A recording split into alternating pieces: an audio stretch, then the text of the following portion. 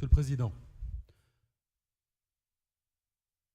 merci d'abord à Madame Trollin pour l'exposé qu'elle a fait, et je lui sais gré du souci de la concertation qu'elle a eue. Nous avons pu donner notre avis, mais souffrez que ce soir, nous ayons peut-être une parole un peu différente. C'est la liberté de l'opposition. Cette parole, c'est celle de quelqu'un qui est franchement en colère. Il y a 2 ans, on évoquait dans cet hémicycle le sujet. On l'évoquait bien tardivement. Aujourd'hui, on a un document où on explique que le principe sur lequel repose cette politique, c'est l'égalité d'accès à la santé. Et la totalité du document qui suit est contradictoire. Nous explique l'inverse.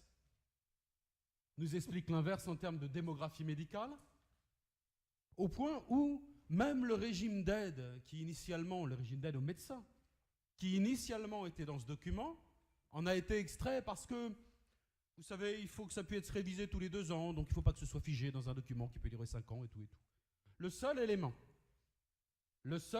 qui nous permettait de peser, donner un avis, nous, régions, sur cette question de démographie médicale, c'est-à-dire la possibilité ou non d'aider dans tel ou tel domaine, on l'extrait.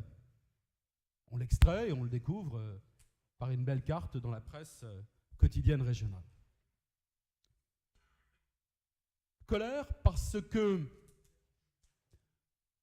j'ai vraiment le sentiment que les gouvernements successifs, y compris celui-ci, n'ont pas saisi l'ampleur de l'enjeu.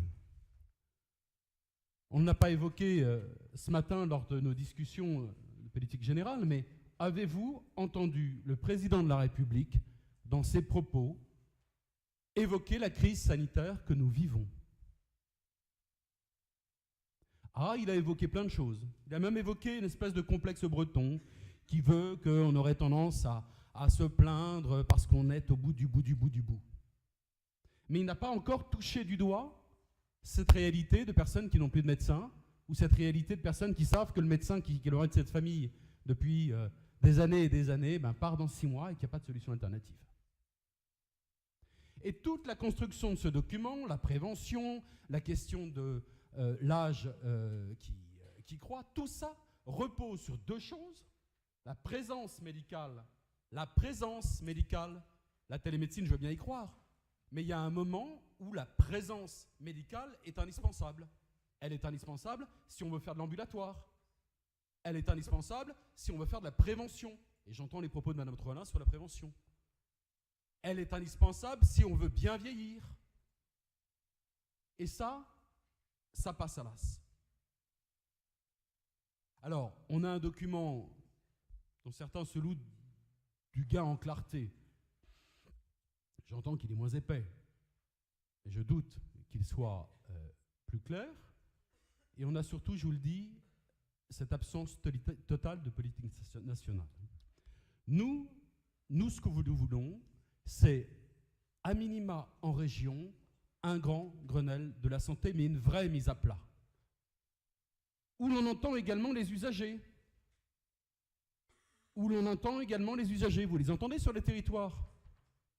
Et non pas cette petite rengaine qui nous dit « Attendez, la démographie médicale, ça va passer, les papy-boomers vont finir de partir à la retraite, le numerus clausus qu'on a lâché, mais objectivement pas très largement, va nous permettre de rattraper un petit peu, sauf ce qui est perdu, et il n'y a aucune politique de reconquête sanitaire, médicale dans les territoires. » Donc ce que nous voulons, c'est ce grand Grenelle de la santé au niveau régional, transparent, avec les Bretonnes et les Bretons.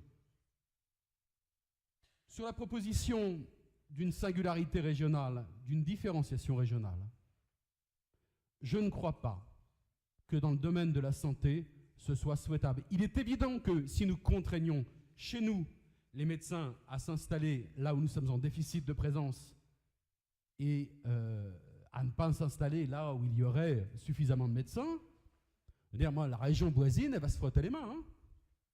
C'est une politique quasi régalienne. Il s'agit de la sécurité des Français, de la sécurité des Bretons. Donc, je ne pense pas que la question de l'introduction de ce point-là dans notre débat sur la différenciation soit judicieux. Voilà en l'état. Grand Grenelle de la santé, signaux d'alerte, mais d'alerte, ça fait 2 ans vis-à-vis du gouvernement, je n'en veux pas à l'ARS. Je veux dire, l'ARS, elle fait son travail d'administratif, ça n'a pas de sens de lui en vouloir, elle exécute la politique du gouvernement. Mais là, le gouvernement, je compte sur les parlementaires, a écouté cette vraie détresse, sinon c'est une affaire qui se terminera mal. Donc de notre côté, ce sera un vote négatif sur cet avis demandé quant au projet régional de santé. Je vous remercie. Merci.